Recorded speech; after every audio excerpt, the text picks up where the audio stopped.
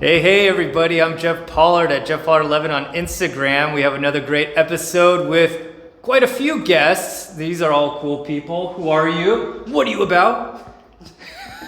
Hey, I'm Katie Stubblefield. I'm an artist and a teacher at Coastline. I'm Jennifer Gunlock. I'm an artist and also the curator of this show. Okay. Dave Clark, mixed media artist and part of the show. Terrific. Now we're doing the selfie stick edition, so we're gonna have some fun wobbliness while I try to get the framing in and perfectly. Now we are at the exhibit that you three put together. Tell us about it. How do you want to get started? Well, this is called Digging Beneath Ghost Lake, and the concept is about we've been experiencing a lot of weather whiplash in California, from like drought to deluge and back and forth again. So we've learned about this term ghost lake, where from recent weather superstorms, ancient lakes that had dried up or actually been drained for farmland had actually come back temporarily, and they're called ghost lakes. Okay. So our show is just about like revealing remnants of possible past civilizations, past use in some vacated land that was possibly underwater, and or even remnants of maybe a future civilization and plants growing out of the ground after a superstorm. So there are a lot of things being playing around here. Very cool. Now I started this video with the very beginning of it, which is the visual screen up top. Let's turn a little bit and let's start talking about stuff. All right, so now we're facing this way, and this is more of what you'll be getting into with the hall and all that stuff. All right, let's get into it. I'm going to start with Dave Clark here. This is some of his work. This is one of mine. This is meant to be a walking tree civilization with houses, and beneath it are some of my mechanical pieces that basically are whatever you think they are, or maybe they're not what you think they are. They're something else. So I leave it up to the individual to decide what's going on.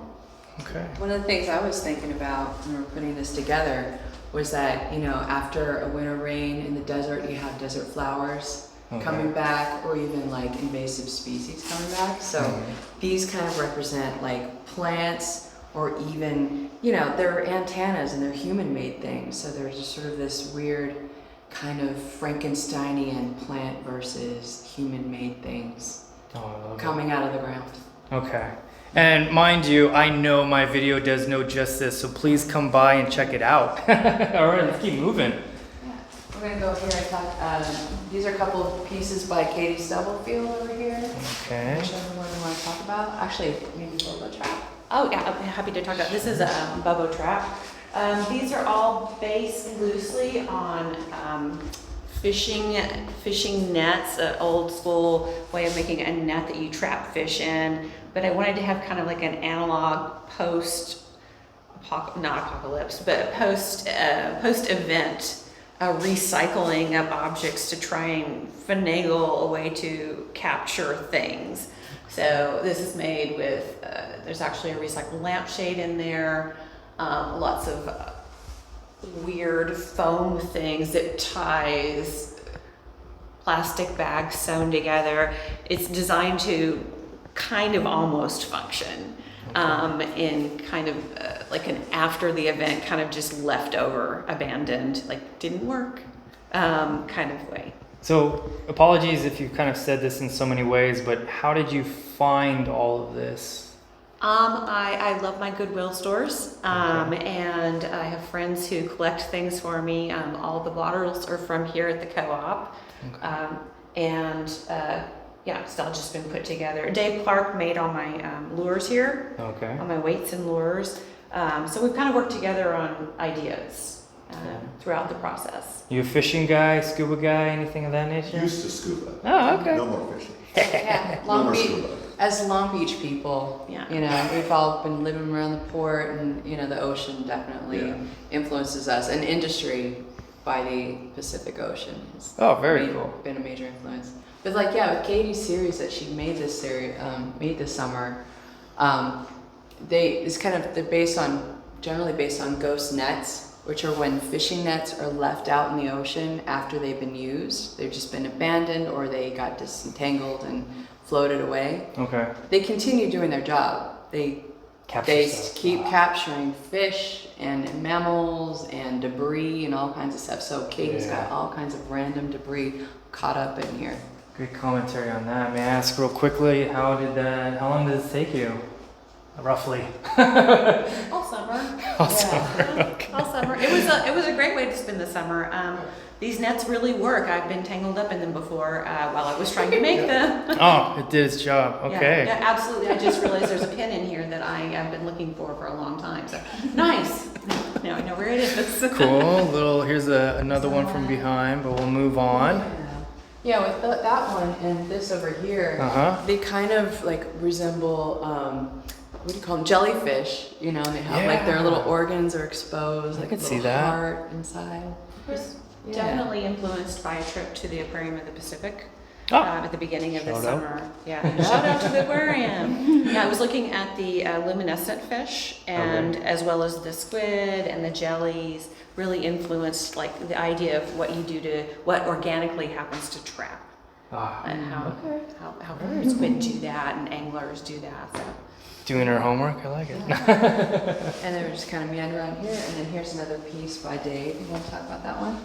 Yeah, this is kind of fits with the piece that's out front, and it deals more with as water passes through materials, whatever gets caught up on something.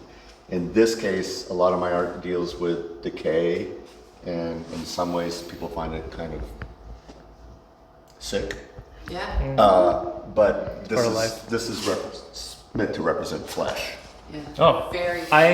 Yeah. Kind of So- mummified in a way. Like Mummified in a way. That's a good way to look at it. And as you know, the storms go by and washes stuff downstream, what gets caught among remnants of whatever was there.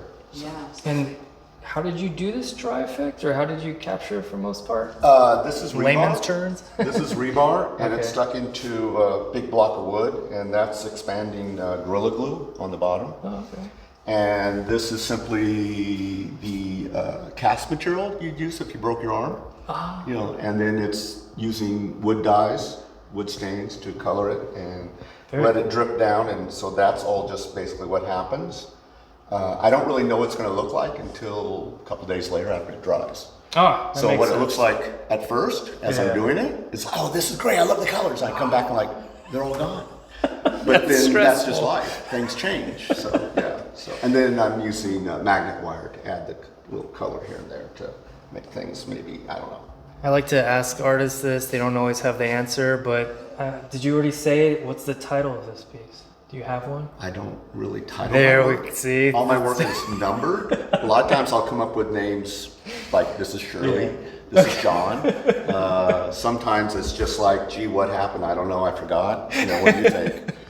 So I like to play with my work and make it where the person looking at it interacts and creates their own story. Do it, yeah. As opposed to me dictating. Exactly. That sounds like true art right there. Plus I didn't go to art school, so. This guy. We're then. All right, what are we looking at here? We're now moving through the landscape, and then this is part of a series of drawings, a Sharpie on discarded plexi by Katie, Okay. and about the California coastline with industry, and you want to expand on that a little bit? Yeah, I'd love to. This is actually, as part of my teaching process, I try and teach people how to use old school techniques to explain perspective. And so I actually had my students drawing on plexiglass last semester. And after the class was over, I had all this plexiglass that was broken and scratched left over from my class. And it was going to get tossed, and I decided that it had to come home with me. So I decided I would use the disused plexiglass. It's broken, it's cracked, it's scratched up, and it really kind of was a great metaphor for what we were trying to do. Like, not recycling so much as just, this is a found thing that I can use to do this project. And this is designed to represent specific areas along the coastline. I'm looking at flood maps and fire maps and the local geography, typography, Um, I can see that. Yeah. architecture, specific sites are referenced throughout all of it. It's layered plexiglass put together with bolts, Okay. and then it's screwed into the wall. All right. See, this is speaking to me in the sense that I am getting PTSD from using a non-erase marker and getting scalded. No, I'm just kidding, but it does remind me. Cool. But yeah, no, I love it. I could see, you know, how it looks like a type of map and all that. And I like it. Yeah, it's all done with Sharpie. I found out that there's like the miniature one, and then there's also the big chunky one. Shout out Sharpie. Sponsor her. Sponsor. Very cool. Should we check out this one or move on? Or? There's another work by Dave. All right, Dave. Yeah, this is more of a totem piece. It's made with found materials. The texture and material, the surface comes from burning Gorilla Glue, Okay. painting it on with a brush and then letting it kind of run and then hitting it with a torch. I like my stuff to decay and rust and get old and fall apart. I have no problem with that. I mean, there's even spider webs on this where it's been sitting. So I'm fine with rust, and eventually this will fall apart, and that's it. I mean, like everything in life, we all die, we all go away, we all simply return back to what we were, and this piece may end up doing that. Now, everyone's looking at this through a visual. Tell us what burning glue, like that whole mass smell was like. I'm not supposed to say. Oh, okay. So when I do it, I do wear a respirator, I do it outside, and I do use a fan, Sure. but it is probably the fire department would not appreciate Okay, that. yeah, So it's, Very cool, though. I like that. Thank All you. right, let's move on. Because this, you know, we're kind of going through the tour of it. Yeah, I like Yeah. this shot. Hey, everybody. Ah! So then our landscape, like we have another piece by Katie over here. Okay. And then we kind of move on into Yeah. the studio. Boom, boom, boom. So we've got, you know, Dave's sculptures like on these walls and on the floor. They kind of have this sort of harsh industrial kind of presence that I think is reflected in Katie's Sharpie drawings for landscapes. So these are like objects inside her landscapes. That's how I see it. Okay. Cool. Yeah. Very cool. Very cool. Yeah, it's exciting to get to work with Dave on this because our work it's completely different, but it really does match up. right, yeah. The consensus from the show was everybody's like, they're all so different, but I see how it all works together. And, you know, a lot of that is, you know, thanks to Jennifer, because she curated the whole show. It's Okay. basically take what you want that you feel fits, and everything just really melds together.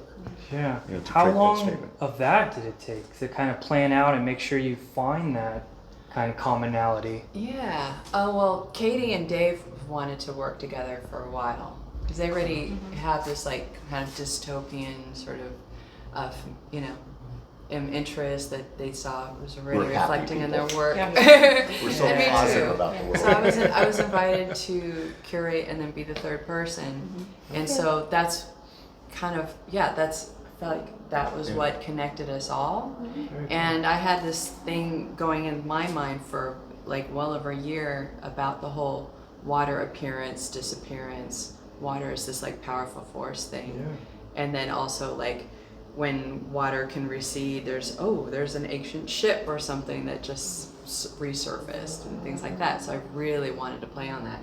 So the final thing over Yeah, here, let's my take a look. installation, this is a video installation I made Okay. that I think it kind of ties the whole theme together. Yep. So this is me walking in the mud during the summer of 2023 residency at Playa in Summer Lake, Oregon, which is in the Oregon High Desert. Okay. There's this giant lake that fills up with water in the wintertime and then completely dries in the summer. And then Very cool. and then on the floor is this pond. Well, it's actually parts of the dry playa and then also the pond on top of it. So there's this dry, wet dichotomy happening. Okay. And then we have sculptures by Dave and Katie. So this is like a mechanical, this plant growing out of the ground made out of concrete and antennae. All right. And it, you know, the antennae, maybe they're messages being sent up to space or to satellites or to something else. You know, there's like that radio communication kind of thing happening. And then these like kind of twiggy things from Katie. I love it. bringing Yeah. everyone together. Well, thank you Yes. so much. Can we get you all in here and let's just get it, I love the idea that this is everyone's collaboration at the end of this. And all right, but thanks for the chat. Thank you for the walkthrough. And Thanks for doing it was a lot of this. fun. Yeah, Thank thank you. you. It was beautiful. Check it out, everybody. They're in Long Beach, but all the information will pop up too. Take care, everybody. Hey, everybody. I have some exciting news. I wrote another kid's book, Uncle Duncle. I drew the pictures. I wrote the story. Please support. I'd really appreciate it. I also wrote The Giraffe and the Lion. That's another one. So collect them all if you have kids or if you don't. It's just a fun read. Really appreciate it. Take care, everybody.